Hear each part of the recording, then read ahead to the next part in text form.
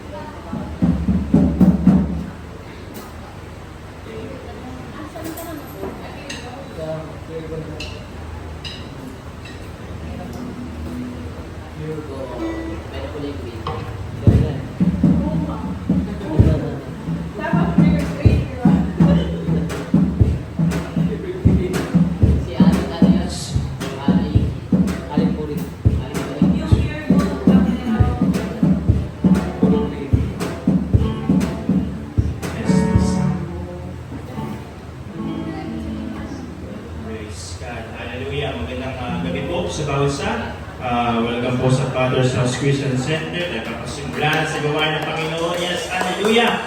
Awit tayo sa Diyos ang sigalang awitin ng mitran ng Panginoon. Open the eyes of my heart. Open the eyes of my heart, Lord. Open the eyes of my heart. I want to see you. I want to see you. Pagpapanapan natin ang Panginoon. Hallelujah!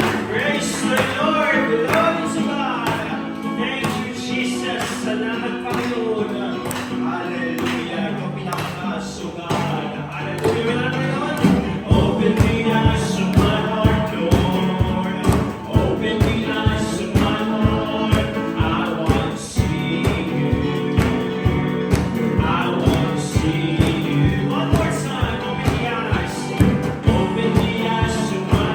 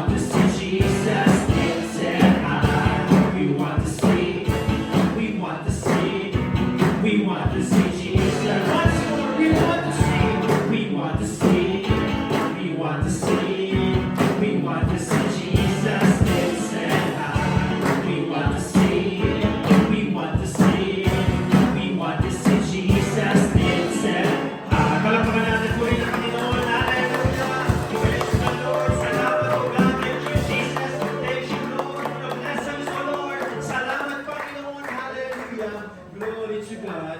We worship you, Lord. Praise the Lord. Hallelujah. Amin ang Panginoon. Nang alumanin ng witi, amin na natin siya. God of revival. Praise God. Hallelujah.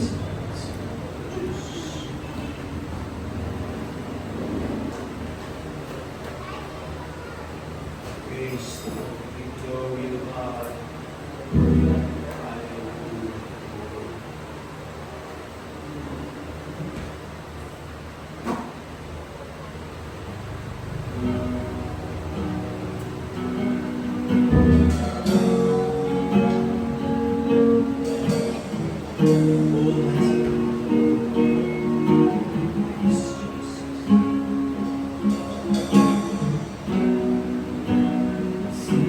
You can do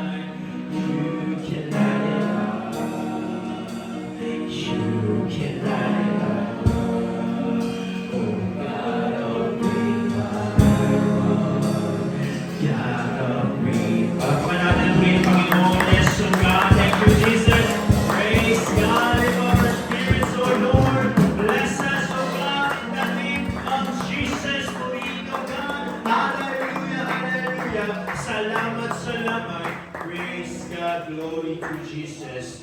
Hallelujah. Para sa ating announcement, praise God. Meron po tayong panalangin dito sa ating church sa tahanan natin Panginoon. Meron tayong morning devotion, morning prayer from 7 a.m. to 9 a.m. Araw-araw po ito. Pwede po tayong panalangin, tanghali, hapon po ng gabi.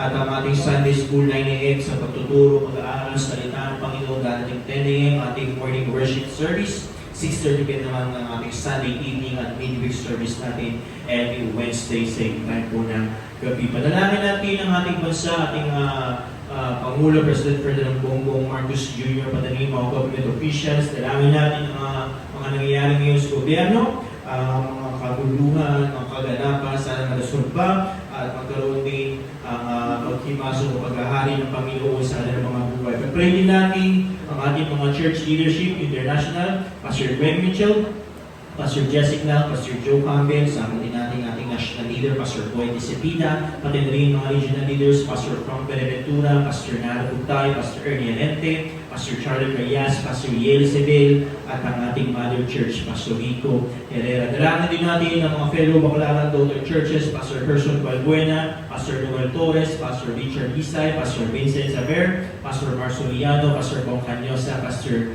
Junay Bichayda, Pastor Sam Pulpul, Brother Jimson Gregon, Brother Noel Abarca, Pastor Melvin David, Pastor Jordan Shares, Pastor Jess Pancho, at Pastor Larry Tumaya. Pag-pray din natin ang mga missionary churches all over the world, Abu Dhabi, Cambodia, Taiwan, Japan, Indonesia, at yung mga kapatid sa Vietnam, Israel, at Laos, at patuloy pa magtanim ng Panginoon sa ibayong dagat at gamitin ang mga magkasawahan na gagamitin ng Diyos. Ating pag-pray din ng Bayang Antipolo Upper, ating Pastor Luis Lucena, kaya sa Bayan Spiritual Breakthrough, Financial Breakthrough, Salvation and Deliverance, Solain, sa mga new converts, dalangin din natin ang Sanggol Rosary, sariling lote at transportation vehicle ng ating church. Pag-pray din natin ang ating mga healing request, prayer request, Jeffrey Garcia, Brother Nono Tataro, Bonifacio San Pedro, Shirley San Pedro, Tita Lorena Sagatulo, Pastor Tong Ping, sa kompletong pagalingan natin kapatid, Brother Eldan,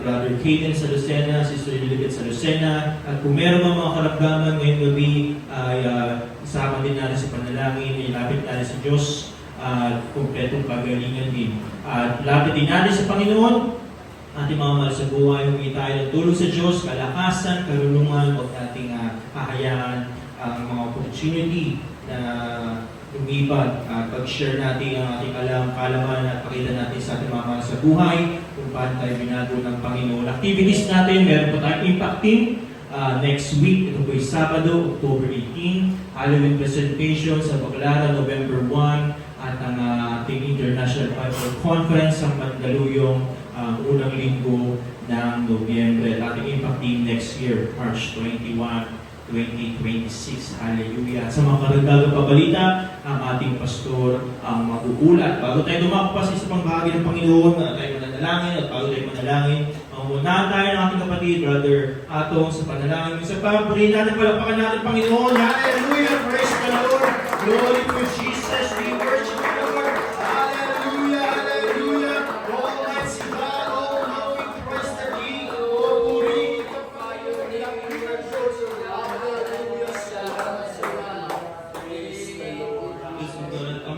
Kami pa rin lumalapit sa inyo, God, na Pilipinas, Panginoon, God, tulungan niyo, Panginoon, God.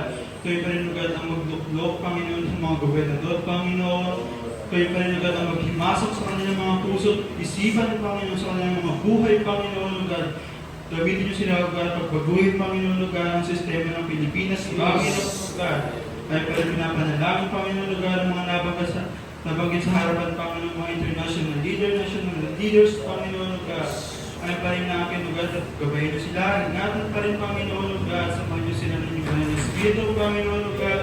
Ang mga healing request, Panginoon, God. Amin pa rin dinadalangin, Panginoon, God. Inaangkin, God, na pinagaling niyo po sila, God. Na inumbalik niyo po yung kanilang kalakasan, Panginoon, God. At ang magdadala, Panginoon, God, ng isalita ngayong gabi, Panginoon, God. Samahan niyo po siya, God, ng iba ng Espiritu. Pagpalain niyo po siya, Panginoon, God. Imulat niyo rin ang aming isipan, Panginoon, ipaunawa, God, ng iyong salita, Panginoon.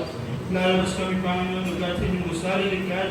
Dadala ng pagbabago, Panginoon, pagpapala, God. Kung sa pangalan ni Jesus. Amen. Hallelujah. Tayo magtanggatas sa isa't isa. Kamayan. Hallelujah. Praise the Lord. Glory to God.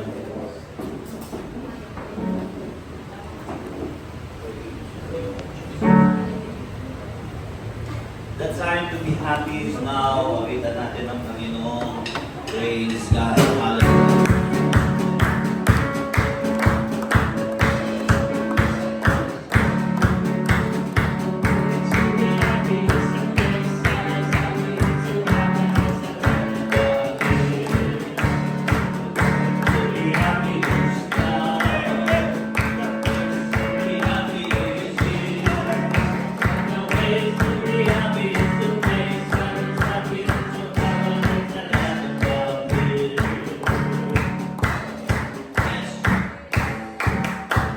Amen. Praise God. Isa po magandang gabi sa inyong lahat.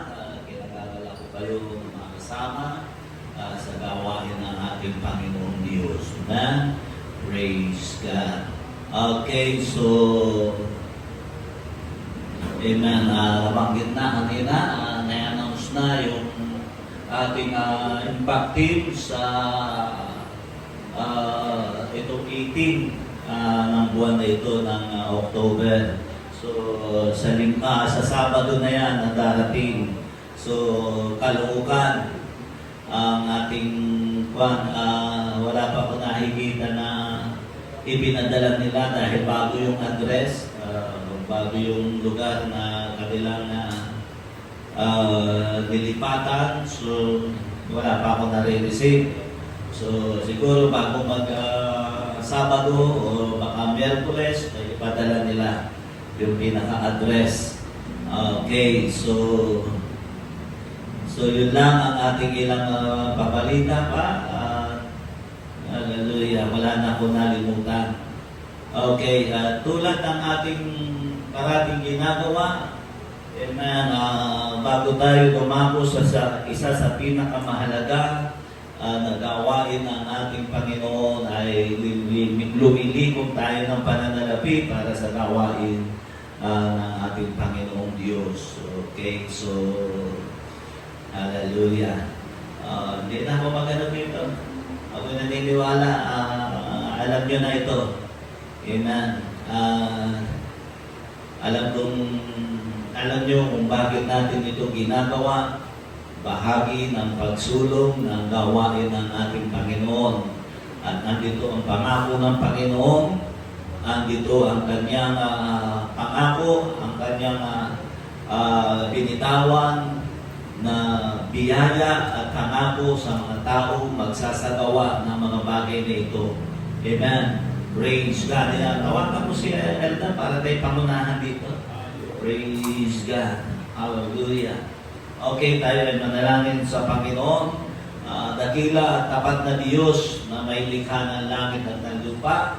Pagpalain mo ang iyong mga anak. I-bless mo po, Panginoon, ang iyong mga anak. Ang bawat gawa ng kanilang kamay ay pagpalain mo, itangin mo sila sa kanilang mga hanap buhay. Pagpalain at samahan, dakilang Diyos. Marami pong salamat, Panginoon, sa iyong kabutihan. Sa pangalan ni Jesus. Amen. Praise God. Hallelujah.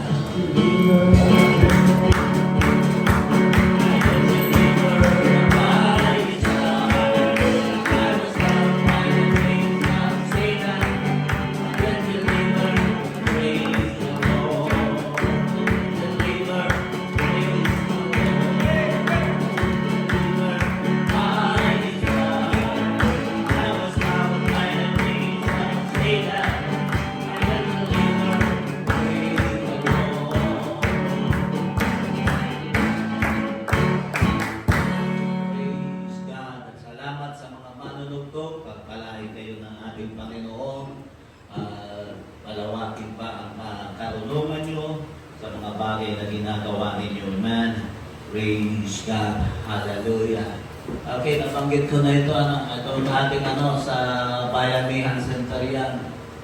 So, Pasig, siya ng Pasig. Pero hindi siya doon sa malapit sa, malapit sa may EDSA yan, mga bukat. baka mamaya may sumunod, pumunta mismo doon sa pinakapoblasyon ng Pasig. So, yan nyo na lang. Doon sa hindi pa alam to, hindi pa kabisado, i-google na lang ninyo kung saan yan. At yun ay lalabas ng lugar na yan. Bayanihan Center. Kilala yan, Bayanihan Center. Okay, so yun lang ang ating ilang mga announcement pa. Wala na akong nalimutan. Okay, at yan na rin yung nakalagay na yan, ang mga gwapo na yan. Yan yung mga speaker. Mga tagapagsalita. Amen. Praise God. Ipanasama nyo sa panalangin, Pastor Charlie at saka Pastor Frank. Dahil natatapos lang ng linggo sa kanila. Okay, so diretso na tayo. Kanina ay nag-iisip ako kung ano ba ang dapat kong maipang-usap. At yun, na-focus ako doon sa linggo. Natutuwa lang, inalam ko, sabi ko, bakit nagaganap yung lindol? Inano ko sa yung paglindol. Ang sabi ng Google sa akin ay, ang tanong ko kasi, ano pa layunin, anong purpose, bakit nagaganap ang lindol? Ang sabi naman walang layunin. Hindi, walang purpose yan. Yan ay kalikasan. Yan ay nagaganap dahil sa kalikasan na binanggit niya yung tinatawag na technoplate. Hindi kulang ang aking idea patungkol doon. So, pwede bang panoorin natin na film para malaman natin? Amen.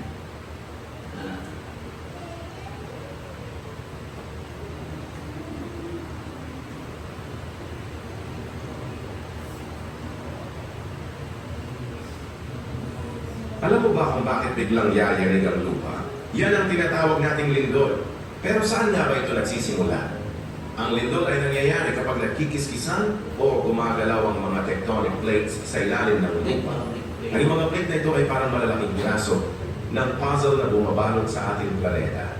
Kapag sila ay nagbanggaan o dumula sa isa't isa, naglalabas ito ng malakas na enerhiya at yan ang nararamdaman nating pagyanig sa lupa.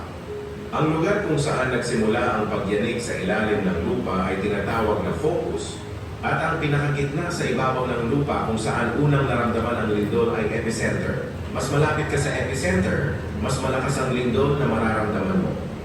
Kaya tandaan, ang lindol ay natural na bahagi ng paggalaw ng ating mundo. Ang pinakamahalaga maging handa at kalmado palagi kapag ito'y dumating. Like at subscribe para sa susunod pang kaalaman. Yan ang sabi nila. Tectonic plate. Dahil ang sabi nila, dahil doon sa paggalaw ng lupa, kaya nagkakaroon ng lindol. Yun ang sabi ng kinauukulan.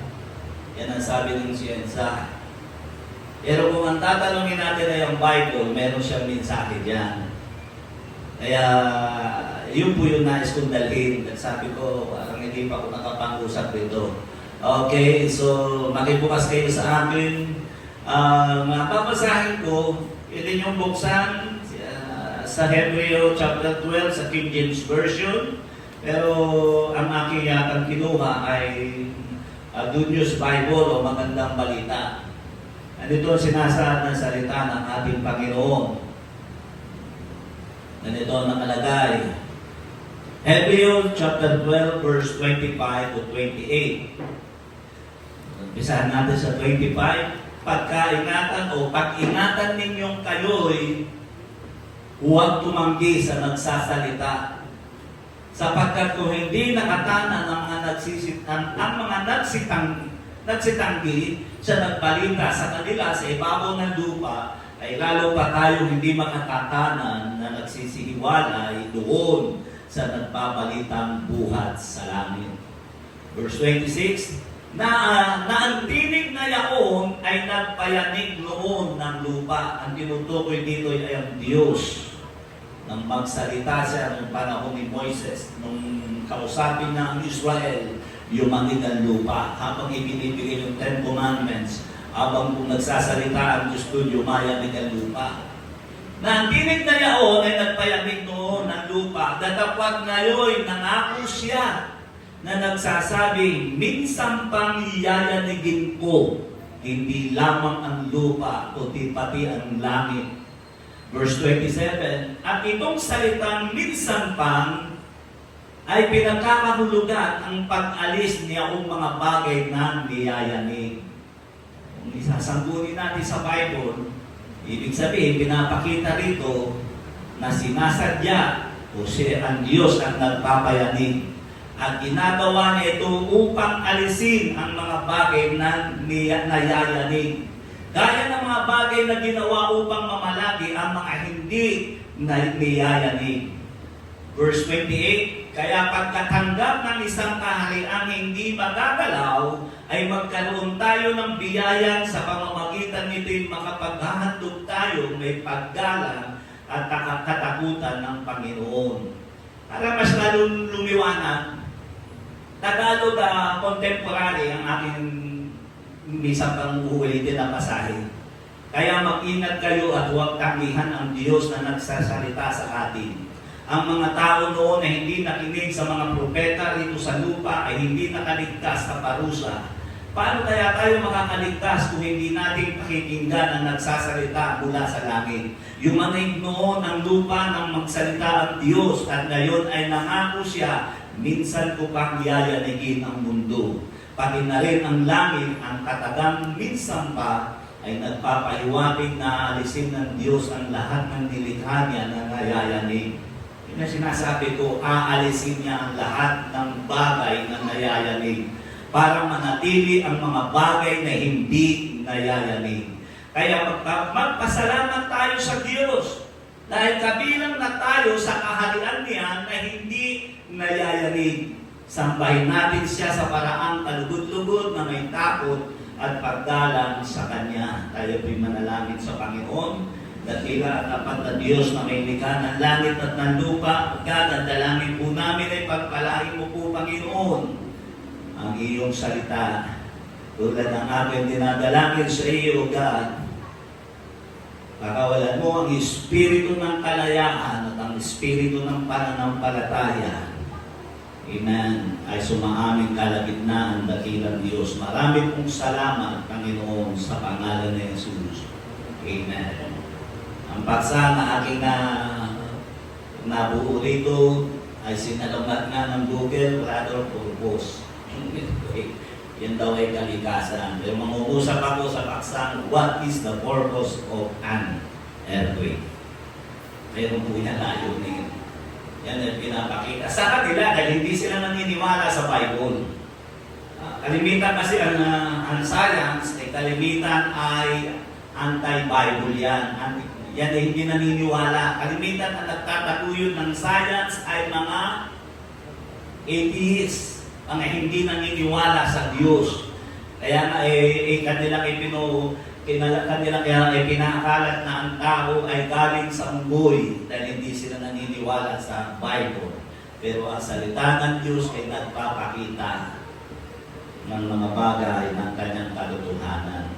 Kaya una, nais ko bigyan ng pansin, ang Bible ay nagpapatunay na mayroong Diyos na kayang yumanig ng daigdig. Yung po ang dapat natin huwag kalimutan. Hindi na pinaniniwalaan yan, pero yan ay binabanggit at ipinapakita ng salita ng Panginoon.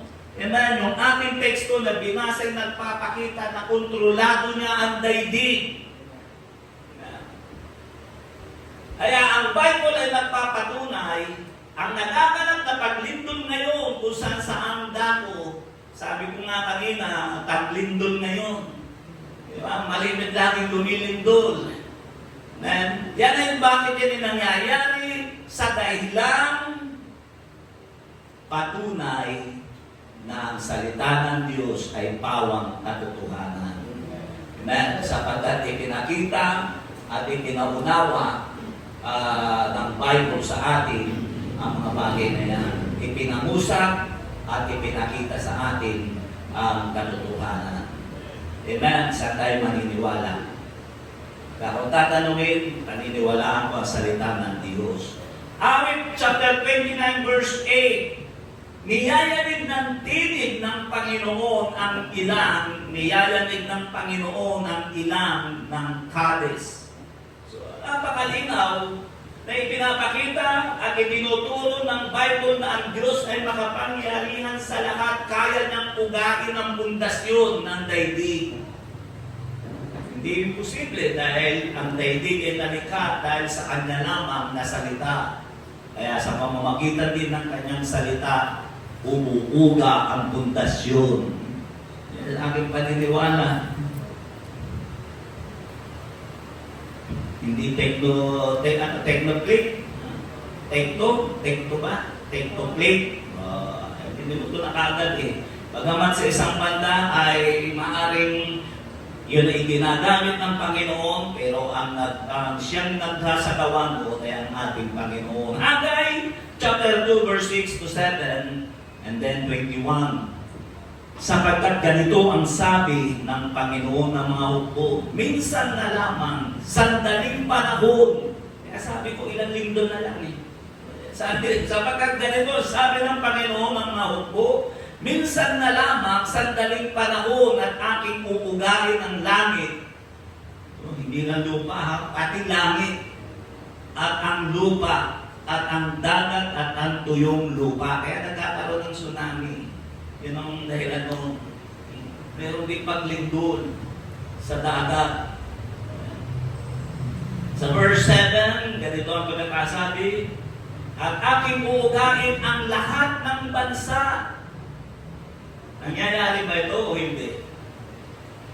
Nangyayari ito kahit saang lugar, kahit saang bansa.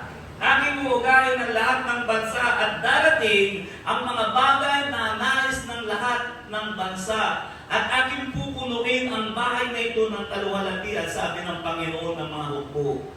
Sa 21, salitain mo kay Zorobabel na gobernador sa Huda na iyong sabihin, aking uugahin ang langit at ang lupa.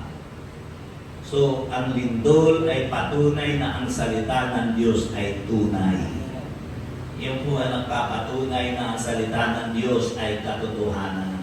Ang pagyanig ay pagpapakita na kontrolado ng Diyos ang daigdig. Yun ang ibig sabihin nun. Ipinapakita lang ng Diyos until now na ang daigdig ay kontrolado pa rin niya. Kahit anong taas ng teknolohiya natin ngayon, ang daigdig ay kontrolado pa rin ng ating Panginoon. Acts chapter 4 verse 31, ang sabi rito, Acts chapter 4 verse 31, at nang sila'y makapanalangin na, ay nayanig ang daming pinagkakatipunan nila at nangapuspos silang lahat ng Espiritu Santo at kanilang sinalita na may katapangan ng salita ng Diyos. Kung kailan gustong yanigin ng Diyos ang daigdig o ang isang bagay o ang isang bansa o ang isang lugar, nagagawa niyang yanigin. Amen? At makikita natin dito, kapag niyayanig niya, meron siyang ginagawa. Acts chapter 16 verse 26. Ganito ang sabi ng Acts chapter 16 verse 26. At kaginsay-ginsay nagkaroon ng isang malakas na lindol, anupat ng siyuga ang mga patibayan ng bahay bilangguan, at pagdakay na mabuksan ang lahat ng pinto, at nangakalas ang nagapos ng bawat isa. Ito ay si Silas at si Bernabe. O si Silas at si Pablo. Kung sabihin na, kung sabihin, epekto pa rin ng techno-plate. Pati yung kadena nila sa ni Pablo natanggal. Ha? Related pa rin ba yun? Nang si Pablo at si Silas ay ginapos nila dahil sa kanilang pangangaral ng salita ng Diyos at kanilang ibinilanggo para sa kinabukasan ihaharap nila sa Sinadrin. Yan ang sabi ng katotohanan ng salita ng Diyos. Pero nang kinagabihan habang sila nag-aawitan, pero mo, bilanggo ka na, pipitayin ka na sa kinabukasan, ano nangyari? Nag-aawitan sila. Yes, alive, alive forevermore. At yun naman mga binando, siguro nakikinig din, nakikipalang maganda na ulitin yun And then forevermore, alive, alive. Ang sabi doon, nauga ang pundasyon ng bilangguan, ang patibayan ng bahay bilangguan at pagdakay na nabuksan ang lahat ng mga pinto at nakakalas ng mga tapos ng bawat isa. Kalikasan pa yun? Paano may papaliwanag ng siyensya yun?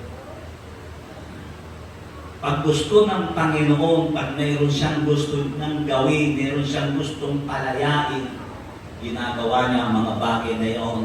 Doon mo makikita na yung bantay yung warden ng bilangguan, ang sabi niya, binunot ang kanyang tawa dahil nakita niya lahat ng mga bilangguan ay nakabukas. Iniisip niya na lahat ng mga bilangguan nakatakas at sagutin niya yun. Kaya maghaharakiri siya, parang sa Japan. Papakamatay siya dahil sagutin niya yun eh. Pero sumigaw si Pablo at sinabi niya, huwag mo pagbuhatan ng iyong kamay. Walang nawawala sa amin kahit isa, narito kaming lahat. At doon naligtas yung warden na yun, yung bantay ng bilangguan na yun. Doon ipinangusap ni Pablo yung sinabi niya, sumampalataya ka, ikaw at ang iyong sambahayan ay maliligtas. Kaya ito'y nagpapakita ng Diyos na kahit anong nagaganap sa ating mundo na ginagalawan, kontrolado pa rin niya ang lahat. Kaya yun ang ibig sabihin ko. Kahit anong nangyayari sa ating daigdig, laganap ang immoral. Sa daigdig natin, laganap ang immoral. Napakalakas ng boses ng mga mga bakla? LGBTQ? Tama ba? LG, meron bang LG? LGBTQ.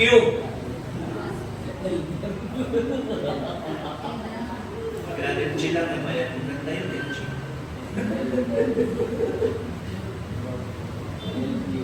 Ano kaya ibig sabihin?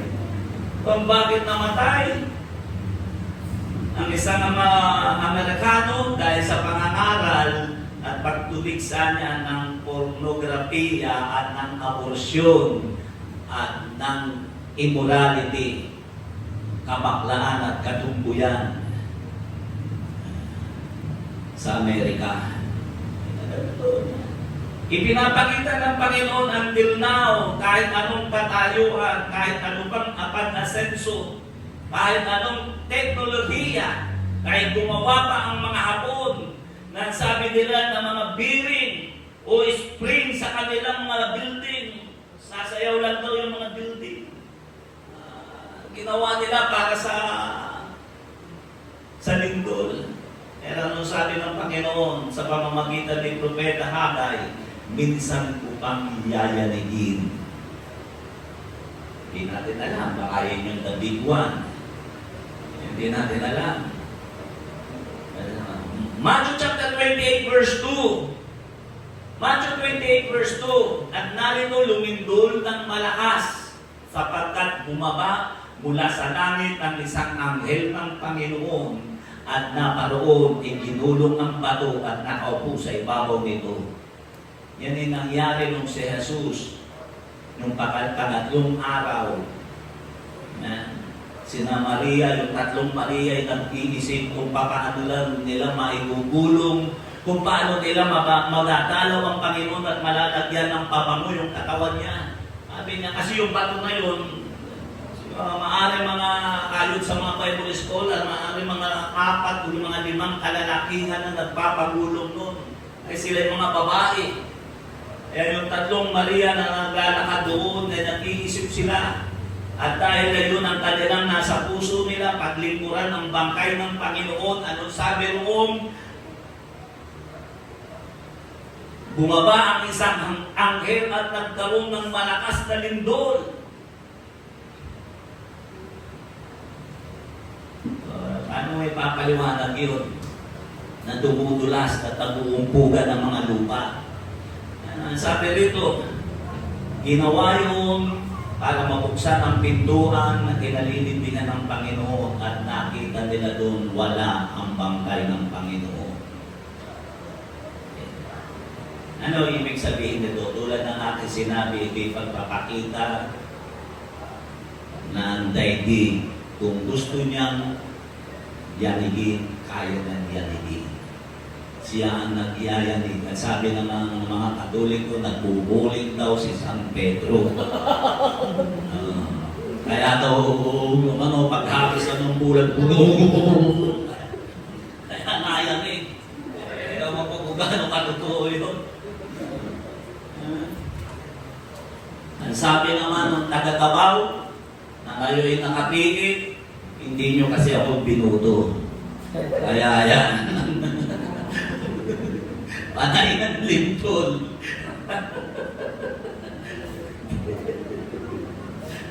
Sabi na, nagsusulat daw siya, tigil lintol! O, tigil? Hindi niya pinatigil yung hammer ng judge para hindi siya makulong. Napikalabuhan ng tao. Pangalawa na nais kong bigyan ng pansin. Una, namin binigyan ng pansin, ang lindol ay sinusuportahan ng Bible na ito'y ginagawa ng Panginoon pagpapakita na kontrolado niya ang daigdig.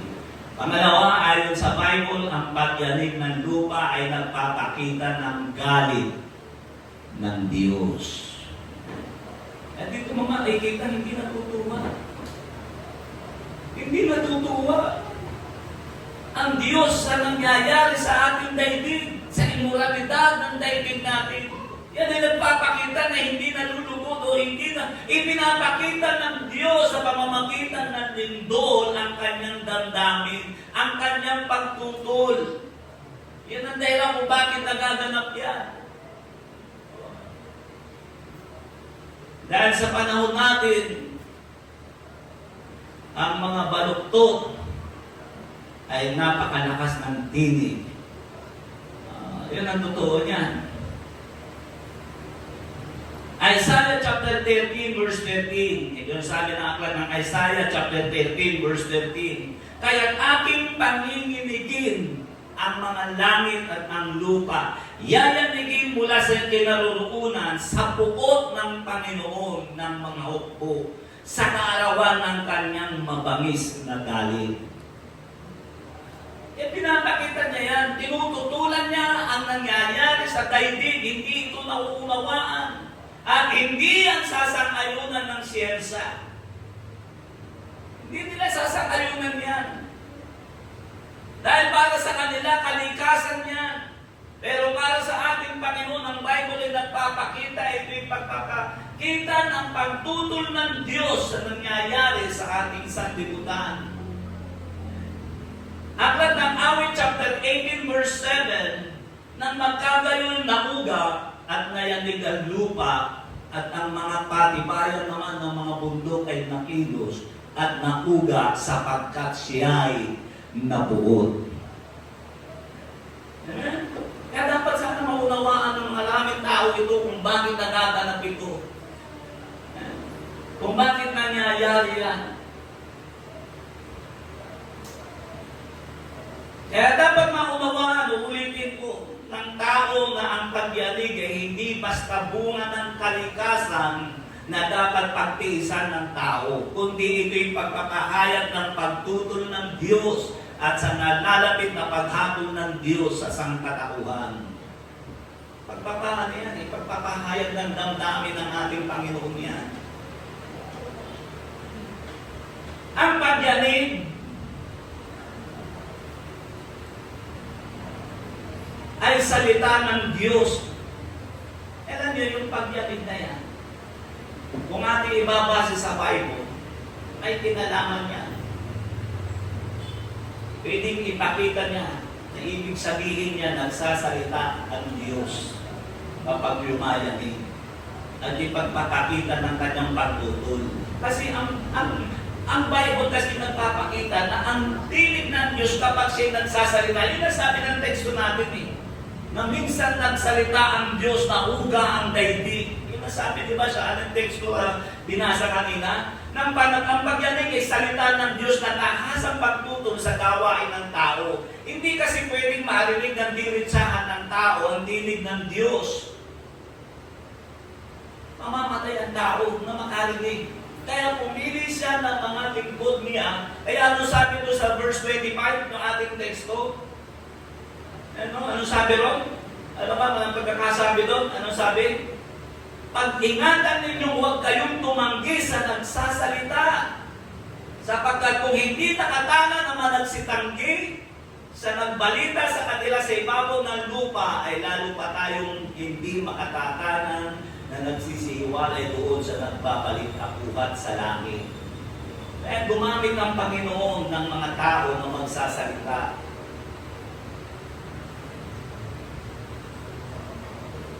Kaya ulitin ko, kaya ang pagyanig ay salita ng Diyos na tahasang pagtutol sa gawain ng tao. Hindi kasi pwedeng marinig ng diretsahan ng tao ang dinig ng Diyos. Kaya nung panahon ni Moises, sinabi ng mga Israelita kay Moises, ikaw na lang ang magsalita sa amin at makikinig kami. Dito sa Hebreo chapter 12, doon sa mga paunang, hindi ko lang matukay, hindi ko na isinulat kung verse 10 o verse 15, doon binanggit yun.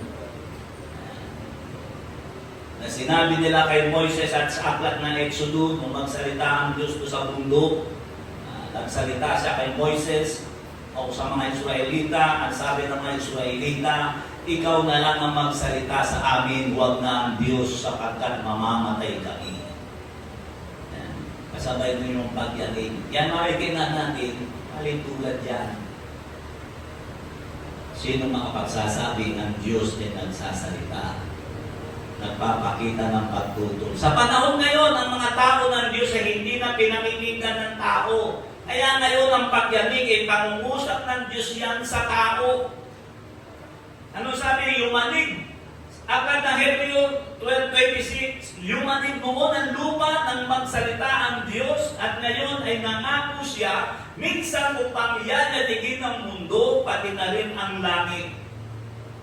Isaiah chapter 2 verse 19, ganito sabi ng Isaiah chapter 2 verse 19, at ang mga tao ay magsisipasok sa mga yungit ng malalaking bato at sa mga puwang ng lupa sa harap ng katilabutan sa Panginoon at sa kaluwalhatian ng kanyang kamahalan. Pagkasi bumangon upang yanigin, may kapangyarihan ang lupa.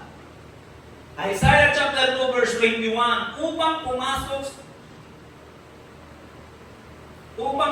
sa mga buwang ng malalaking bato at sa mga bintak ng malalaking bato sa harap ng katilabutan ng Panginoon at sa kaluwalhatian ng kanyang kamahalan pagkasi bumabangon at yanigin may kapangyarihan ang lupa. Yan ang sabi ng salita ng Panginoon. So nakita natin kung anong layunin ng pagyanig. At pangatlo dito ang magtatapos.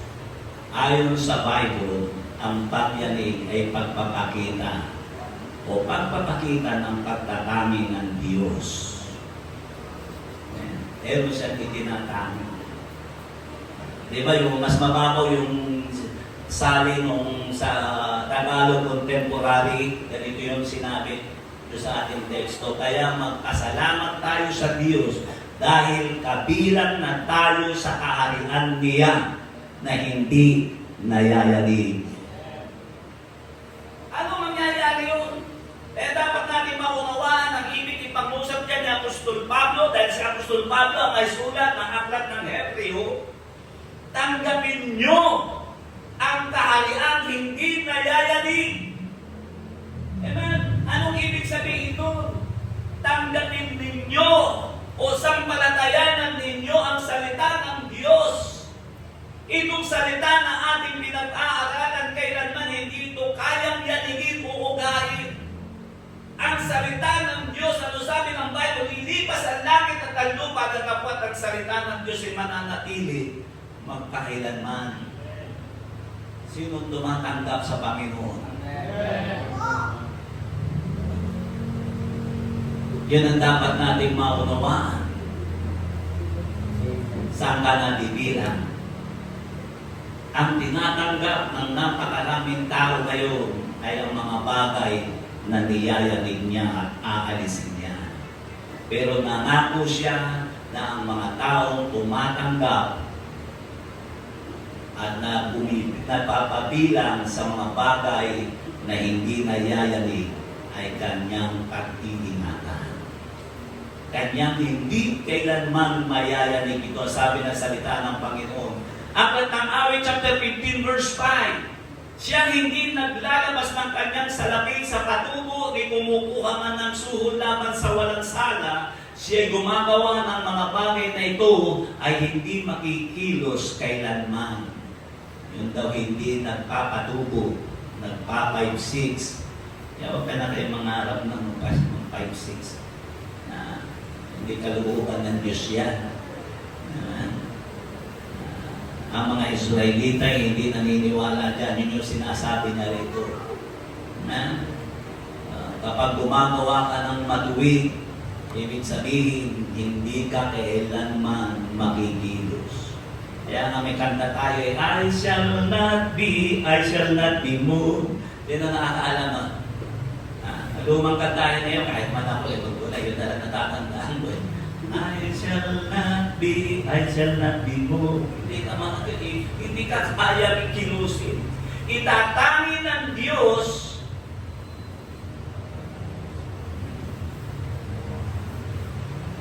ang mga taong nagpapahalaga sa mga bagay na kailanman ay hindi kayang ugahin. Anong pinapahalagahan mo?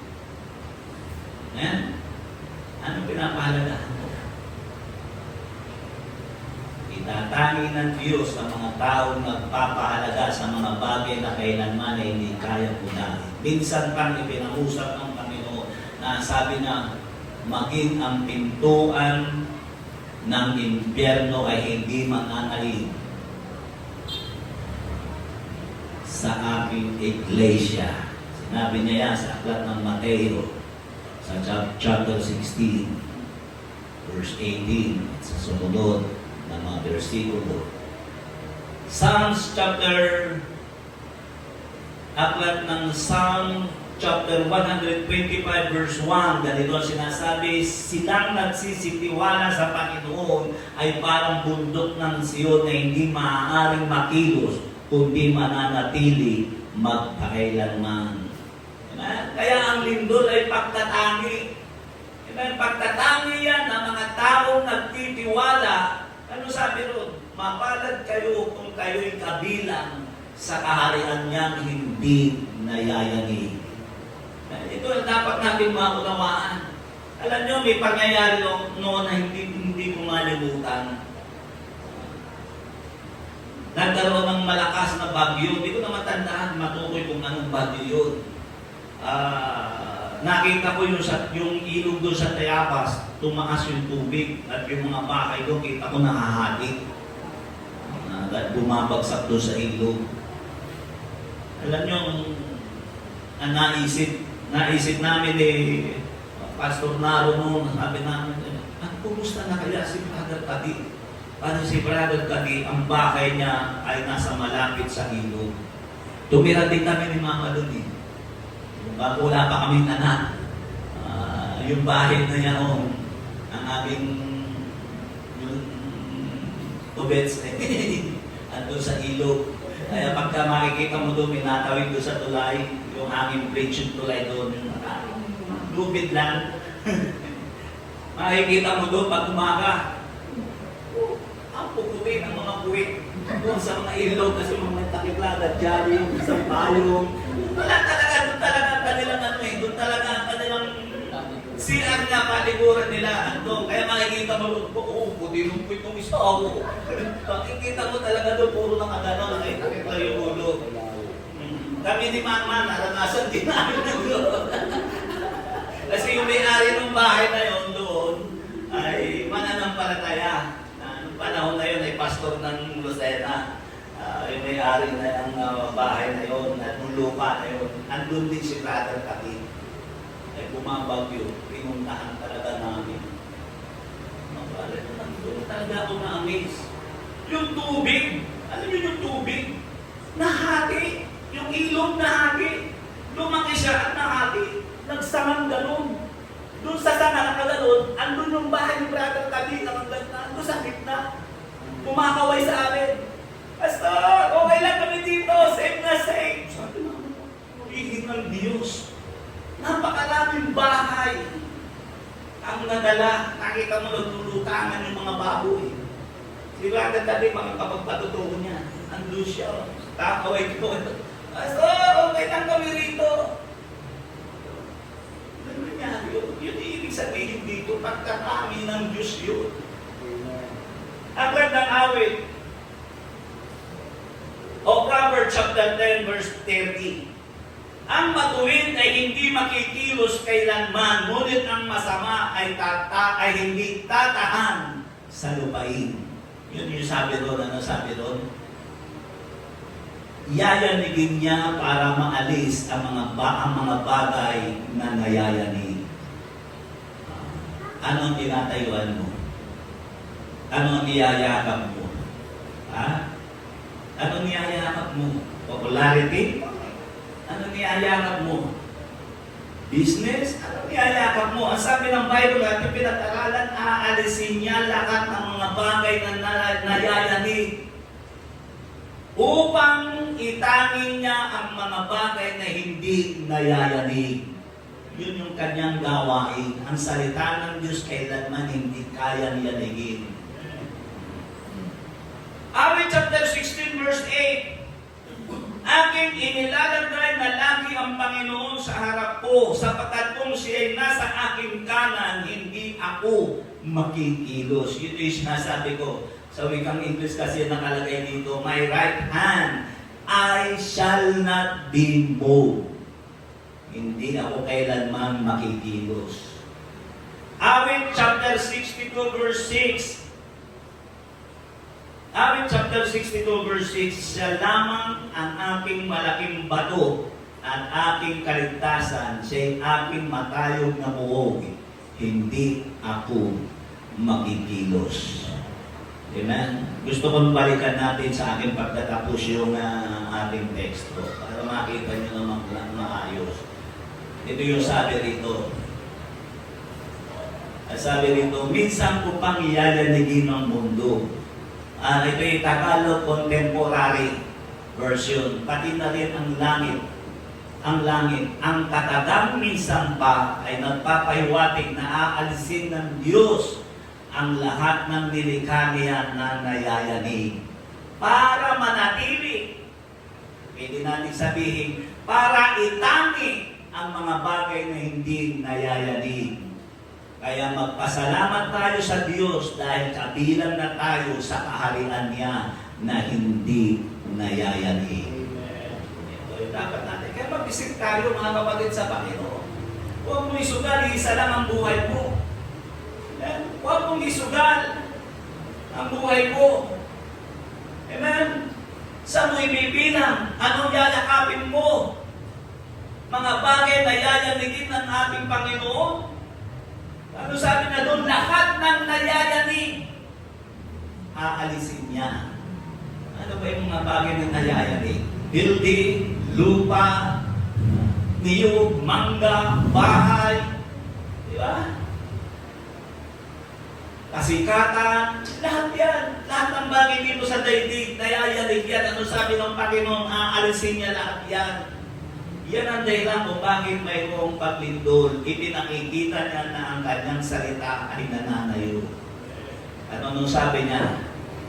Hindi niya yayanigin ang mga taong kabilang sa kaharian niya na hindi nayayanig. Iyoko natin ang ating mga ulo. Amen. Ako'y nag-usap sa simple at payak na pang-usap. What is the purpose of an earthquake? Ano ang layunin ng mga pagyanig?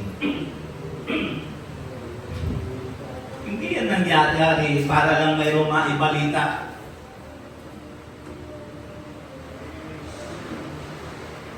Nangyayari yan dahil yan ay salita ng Panginoon, dahil yan ay hula ng ating Panginoon. Kung babasahin mo pa ang Matthew chapter 24, hindi lang pagyanig ang binanggit doon, kundi pati mga bituin.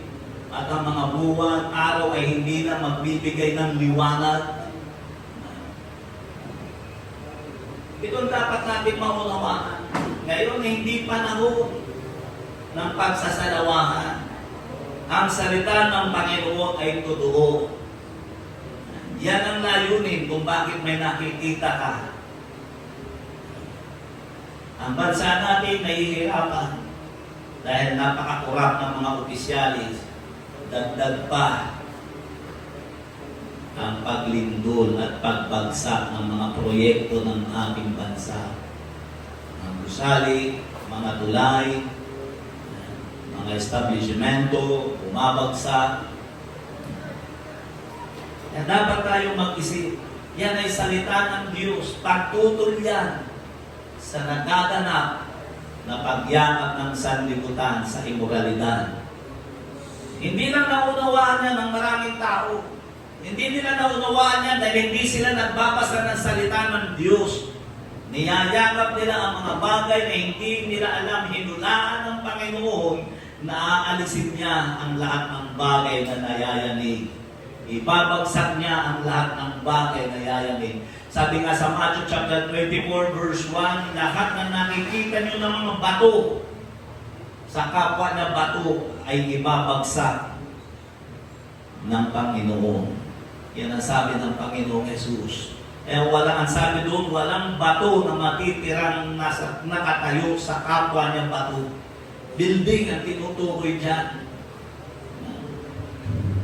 At ang lahat ng ito'y malapit ng maganap. Kaya natin tumayo, aahawitan natin ang Panginoon.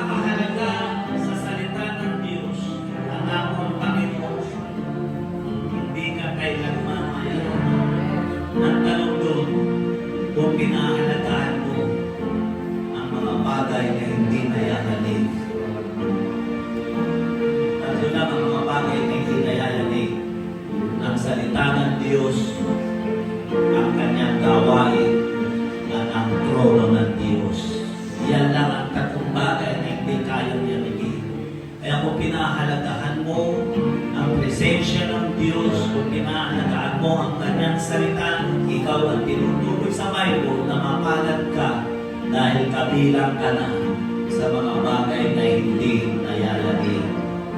Sa mga nasa online, kung magkataong mapanood mo ito, hindi mo pa natatanggap ang ating Panginoon bilang Panginoon at tagapagligtas ng iyong buhay. Ito ang tamang panahon. Hindi ka ulang nakikita mo nagaganap sa paligid natin. Na marami ng tao nagsasabi, hindi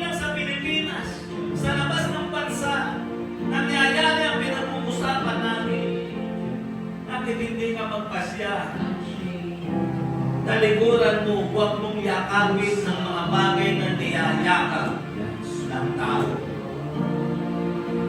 Ang mga bagay na yayatigin ayon sa salita ng Panginoon. Kaya kung ikaw yan, nanalangin ako ng panalangin ng pagtanggap sa ating Panginoon, ulitin mo ang katanangin mo.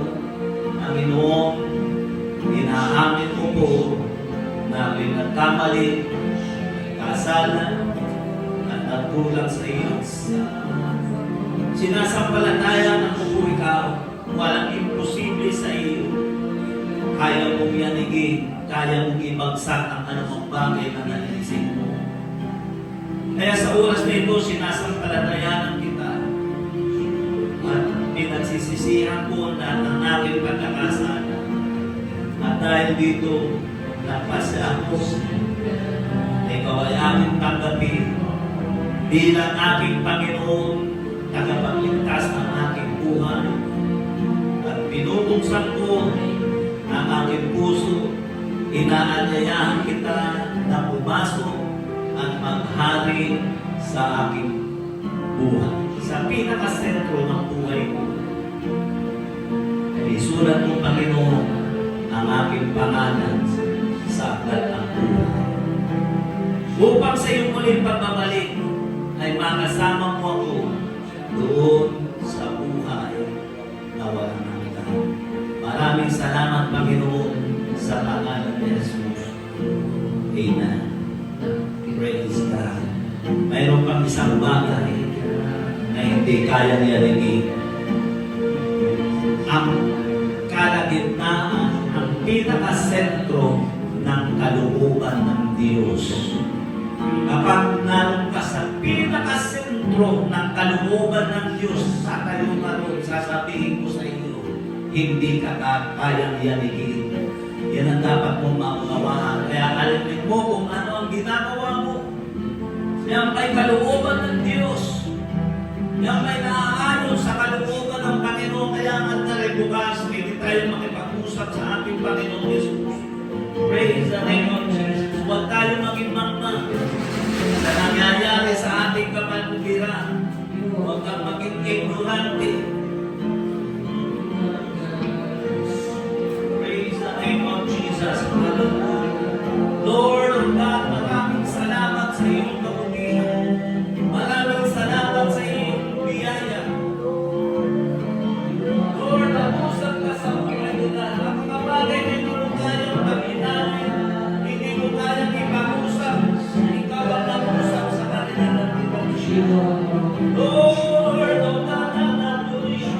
Bago pagkalayo mo sa Panginoon, bigyan mo sila ng pagkatawa na magdating ng Diyos sa iyong salita.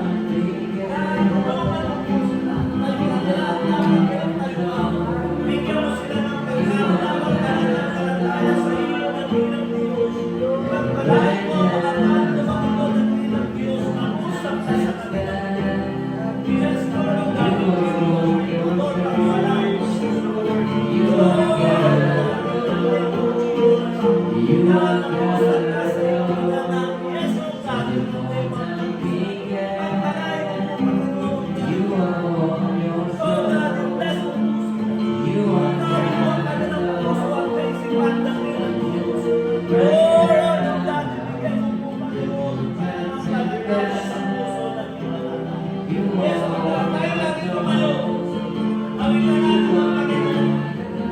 Praise the name of Jesus.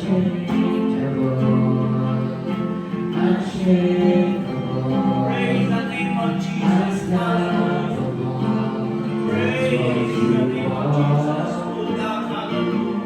Kaya salamat yung Panginoon sa iyong kabutihan. Salamat sa iyo.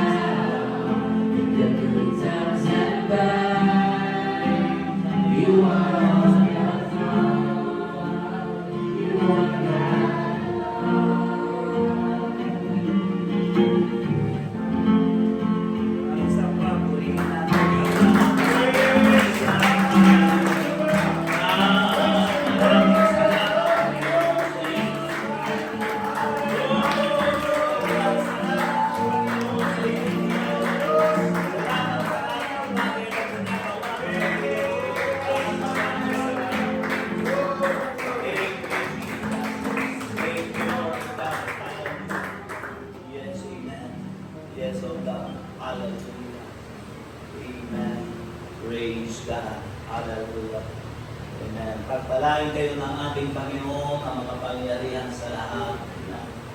At God bless you po sa inyong lahat. Magandang gabi. Dismiss na po tayo. At salamat.